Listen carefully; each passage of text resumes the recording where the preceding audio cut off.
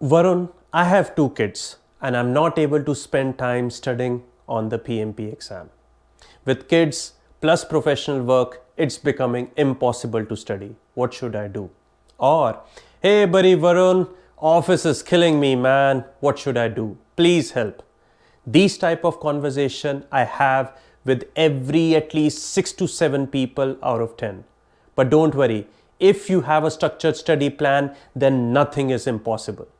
And in this video, I'm going to talk about task number, I think this is task 10 of domain people, which is build a shared understanding.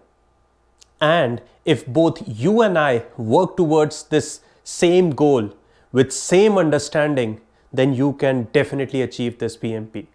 By the way, who am I? My name is Varun and I am the founder of EduHubSpot, a training company which teaches PMP, ACP, PGMP, SAFE certifications, RMP, you just name it and we do it. My team and I have given thousands of PMPs to this industry. So let's go right into it.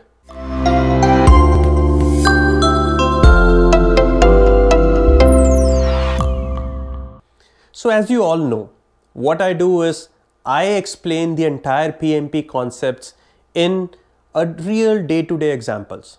So we are now in effective team formation, which is chapter number 1.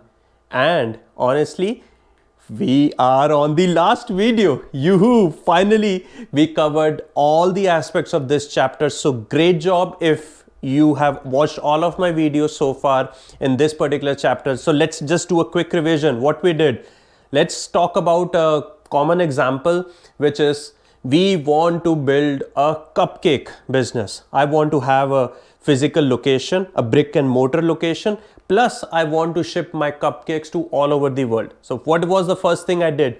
I built a team. I made sure that I have the right players with me. Then I defined the team ground rules, which is I made sure everyone is there. Everyone knows what they're supposed to do. Everyone is on the same page. Then we negotiated the project agreements. What did we do? Let's say I want to have sugar in bulk, like on my cupcakes, right? Not just me, I mean for you all. And, I need to get that sugar from a third party vendor. So I need an agreement. Then I empowered my team members and stakeholders to make sure they can take a decision, like give them the accountability. Ensure your team members and stakeholders with the training. If they need a training, help them. And finally, in the last video, I made sure that I'm engaging and supporting my virtual team members. COVID, everyone is in the different part of the world, like my marketing team, my development team, all across. So for my cupcake business, people are spread all across the world and I want to make sure that they get the right work. So that's your engaging and supporting virtual team. And finally, in this one, we will make sure everyone is on the same page, which is build a shared understanding. Remember, we want to make sure everyone knows what is required. And from now onwards, after this, we will go to plan the project work, which is where the real PMP preparations start. And that video is that from that onwards videos, they are only available exclusively for my students, which is on my website www.eduhubspot.com. And of course, if you need more questions, want to talk more about it, just reach out to me, send me an email, varun.anand@eduhubspot.com. Trust me, I reply to each and every comment, each and every email. So before we go, do all that part, let's wrap up this video. Let's try to understand but we will go to our exam content free outline tool, which will explain what build a shared understanding is.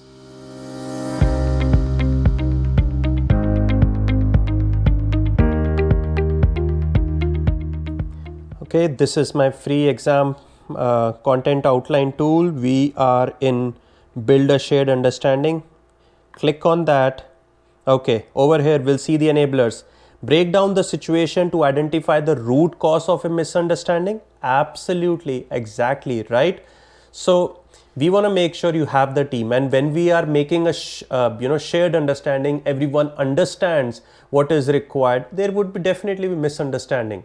Like your definition of something might be different for a product and as compared to your team members definition, right? So you want to make sure you identify the root cause and eliminate that. Survey all necessary parties to reach consensus, right? Exactly. You want to make sure that ultimately your entire team members, your stakeholders are in agreement to move forward.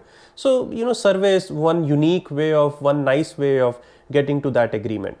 Support outcomes of parties' agreement. Exactly. You as a project manager, you as a scrum master should make sure that you are supporting the team members, the outcomes, so that everyone is agreeing. And finally, if there are any misunderstanding, investigate those understanding and find the root cause, which was our enabler number 1. Okay. There are some questions as well. We can practice those questions, but we will be practicing these questions at the later part when we complete the concepts. And if you need this tool, awesome tool, it's freely available. Just go on my website www.eduhubspot.com and talk to my support person, and they will give you this tool for free of cost. Of course, they will explain you the tool, how this works. They will set up a Zoom call and you can have this tool for free of cost. It's a very awesome tool. Click on this and it will tell you whether it's a wrong or a right answer. You can see a video, you can see the answer. It's amazing. I think my team and I did a good job.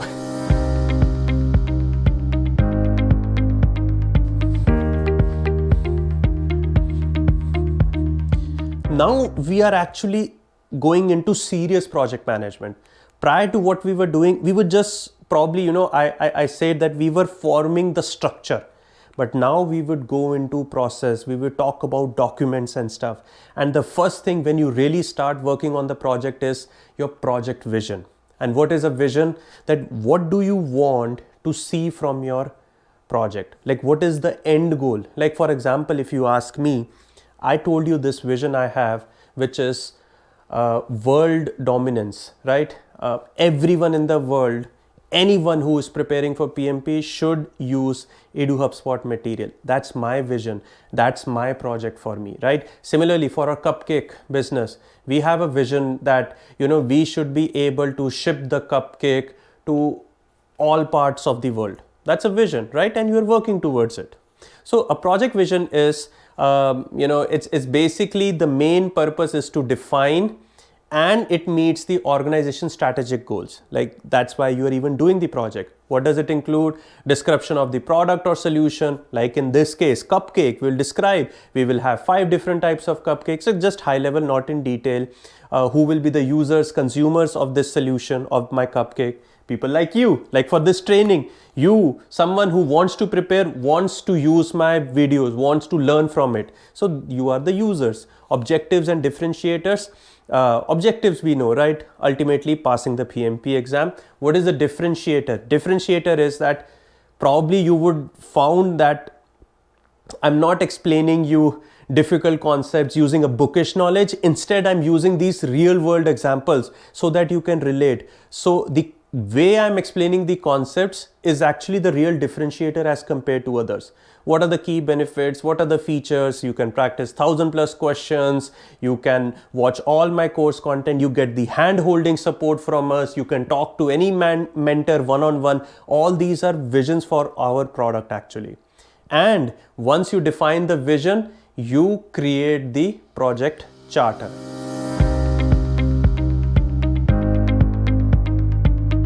And what is the project charter? It's a high-level document. Remember, the keyword over here is high level. Write it down if you have not written. Use a pen and paper. High level project document, which is given to you by the sponsor or the initiator. Now, by the sponsor, typically sponsor is a very big person in the organization. So he or she doesn't have the time to write it. They will assign a project manager on and they will officially name it on the project charter, and PM might do it for the sponsor, but the sponsor has to definitely sign it off on this. Okay, it has all the high level details mentioned about it, like it will have the sponsor's name, it will have the assigned project manager, his or her authority level, some project objective like why you are doing it, high level description, boundaries, milestones, high level risk, exit criteria. All this is part of your project charter. Very important. You may expect good number of questions from project charter, and as I told you, we have added many questions on charter because this is an important topic. Once again, keyword for project charter is high level.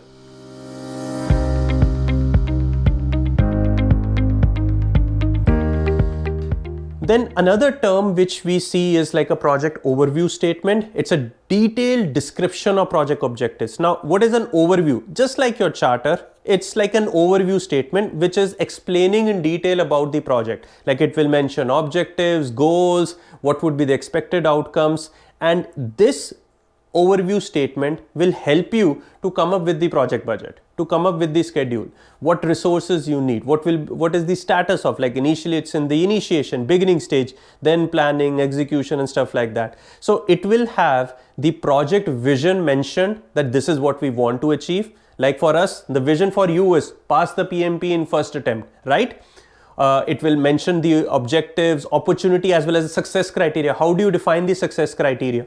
Like for some people, success criteria is just to pass the exam. For some people, the success criteria is not just passing the exam, but really learning also something, right? Making sure they can implement in their day-to-day lives. Like for example, a lot of people come to me and they say, Varun, I just don't want to pass. I want you to help me out with my resume, with my CV, help me with the interviews and stuff. I do all those things. Right? I have gone through that path, what you are probably following. Now I become a teacher. It actually has helped me even more. Why? Because my networking has grown so much because of this.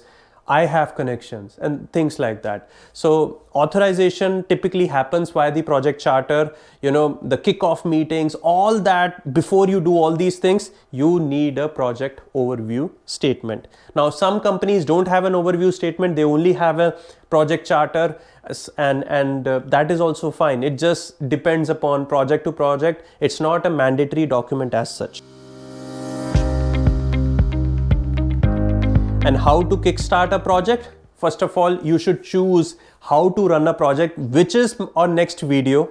That should you use agile, should you use predictive, iterative, and that would be part of your plan, the project work, selecting the approach, and then go ahead and do a kickoff meeting. Now, kickoff meeting also has, it's a little confusing topic if you ask me, because people ask me, Varun, when does kickoff meeting happen? Is it happen in the beginning, or is it in the middle, or it's in the end? Now, the real answer to this is kickoff meeting typically happens at the end of your initiation stage. Like once your charter is done, then you do the kickoff meeting. Like once you have some stakeholders, high level stage, then you do it for small projects. But if it's a big project, it's a huge complex project, then you do it in the beginning of execution stage, because now you have more players, and kickoff should always happen when you have new team members working together to achieve the common vision.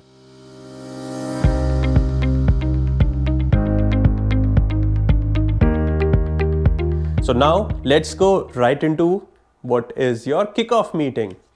So a meeting aimed at aligning project stakeholders, helping them come up with a vision statement, team charter, assisting customer to come up with a well-defined product requirement set. As I told you, team charter and like kickoff meeting happens like in the beginning for small, in the middle, in the execution stage, like the beginning of execution stage for a big, large, complex project. It's this kickoff meeting which helps you address that.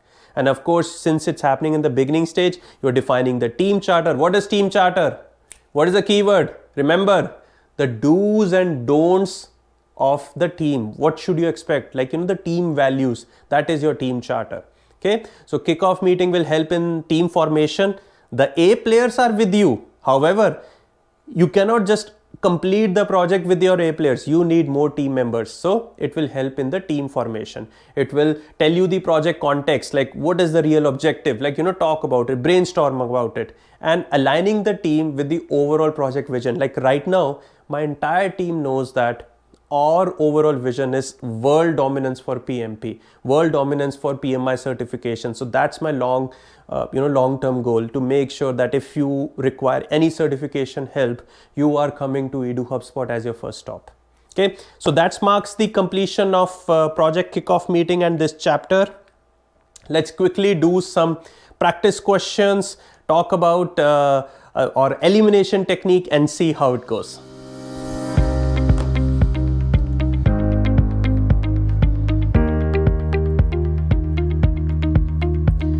Your organization's PMO wishes to offer constant reporting across the projects executing concurrently. They wish to come up with project status update boards that would reveal key project status and lessons learned. Which of the following is the best way to achieve that? So this is a very interesting question if you ask me. You know why? This is a confusing, like a 4 or 5 line question. By the time I reached the question, I forgot what was the question about, what was the scenario about. So that's how real PMP exam would be. Like, they will confuse you by giving you scenarios. So let's see, let me read the question once again.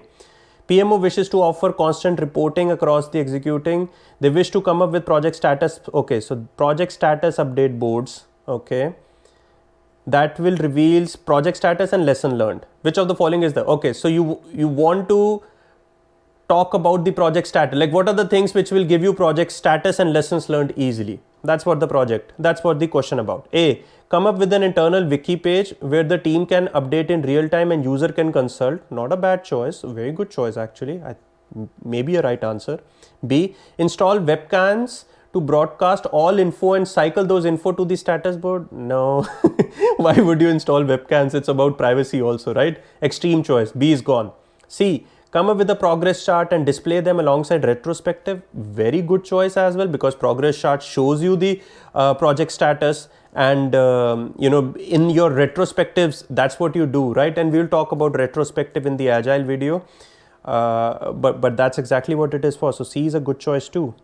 D, ask the project sponsor for help. Eliminate that. Why? As a project manager, you should always take that responsibility. It's your job to take the responsibility and come up with a solution. So D is out. Now, out of A and B, come up with internal wiki page where the teams can update. Now, did the question told you about a wiki page? Have they bought a subscription about a wiki page? No. Then how can you just go ahead and talk? This may be a good choice if you have the subscription of wiki page, or they have given any hint on the wiki page, but that is nowhere in the question which is mentioned. But progress charts and retrospectives are a common term which you do it on day-to-day life. So I think out of A and C, C is definitely a better choice. Okay, awesome. Let's see. Let's do one more question. Another confusing long questions. I'm deliberately giving you these questions so that you can understand, and pause the video. First try to attempt a question on your own and then see how I am attempting, and then see what was your thought process. A, you're a project manager of a construction project. While monitoring the progress, you notice that an expert team member output is much less than the junior team member. Okay, this came as a surprise to you, as the expert works diligently on almost all complex tasks and come up with results that are defect free. So it's not that expert is not working, it's working, and that too on complex tasks. Which of the following is most likely explanation of experts' low output? A, younger team members are normally more productive. It's actually opposite. So A is out. B, the expert team does more tests and hence takes more time to complete the stories. Yes, why not? Because it may be not a bad choice. C, the expert works much faster. True. And reports fewer hours than junior. Why would someone do that? If it's working more hours, they will reveal the true, right? D, the effort estimates of experts' work are consistently low. Okay, so this is saying that the expert estimates are kind of low. That's what they're trying. Okay, so that's one answer. Another option is expert does more tests and hence take more time to complete the stories. Now, let's read the question. It says, expert team members is much less. This came as a surprise, as expert works diligently on almost all complex tasks and come up with results that are defect free. So this means that the expert is definitely working on the tasks, right? Now, it says the expert does more tests and hence takes more time to complete. That is true. I'm not saying that. But why the output is being low over here? Like, why is it still showing if that person is working on complex tasks, if is doing more tests, then why is the output? Like, this is basically option B is just explaining the problem. It's not giving you the solution or not giving you the right answer to that. Effort estimates of the expert work consistently. This is the reason for that. So option D is the reason. Option B is basically the same thing, same problem explained in a different scenario. Very good question. And the correct answer should be D. Okay, let's go to our exam content outline tool also. Okay.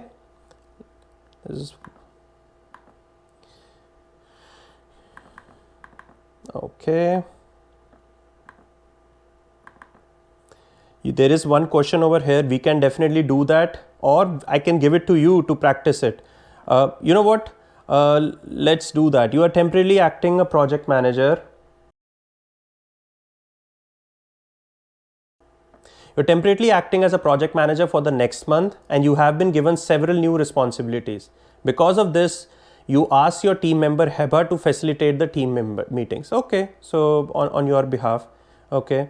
During this meeting, Heba must make sure that she influences other team members so that they can support the decision. Why? I mean, if your decisions are wrong, you don't want people to just unnecessarily support you, right? Influence other team members to challenge your decision. Same reason.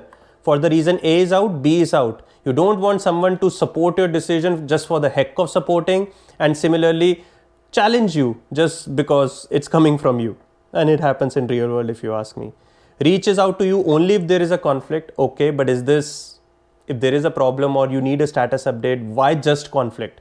D, remains neutral and facilitates the meeting. Exactly. I would say out of C and D, D is definitely a better choice because that's what you really want, right? You want to make sure that Heba is,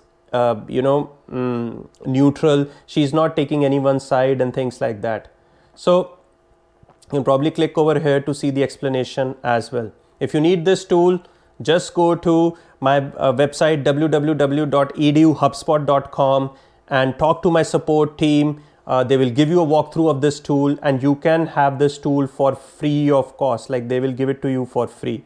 Awesome tool. People just love it if you ask me. Let's quickly revise. Focus on understanding the root cause of the misunderstanding. Exactly. If you're building a shared understanding, everyone you want is on the same same phase, you're on the same page. You want to make sure you understand the root cause, because not everyone will be on the same page. So you find the root cause of the problem and hit the problem. Focus on surveying all the necessary parties to reach consensus. Exactly, that's what the end goal is. We want to make sure that you reach an agreement, talk to the team members, survey them, do an anonymous survey if people are not comfortable. Focus on supporting outcomes of agreements of all the parties involved. Exactly, talk to them and make sure you come up with those outcomes. And finally, focusing on solving as many questions as possible. And this is where I want you to do some questions. Okay, my website is www.eduhubspot.com. Go over there. I want you to practice these questions. Once you are done, send me an email, varun.anand@eduhubspot.com. Share it with me or share it with your mentor, with whom you are working from my team. They will guide you. They will help you to make sure that you pass this exam. And once we are done with this, we will move to our next. Basically, that questions were free of cost. You can do that. So it's open for everyone. The next we will talk about is plan the project work. This is exclusively available only to the students who take the course from us, and all the information is on the description, on the YouTube description. You can find it here also, www.eduhubspot.com. Talk to the support team. You will see the bootcamp options. You will see the mentor programs. You'll see all the options, and let's make you PMP. By the way, I hope you liked my first chapter, effective team formation. Do in the comment section, like and subscribe, because I'm gonna make tons and tons of videos. Trust me, I'm gonna make tons and tons of videos. So stay tuned.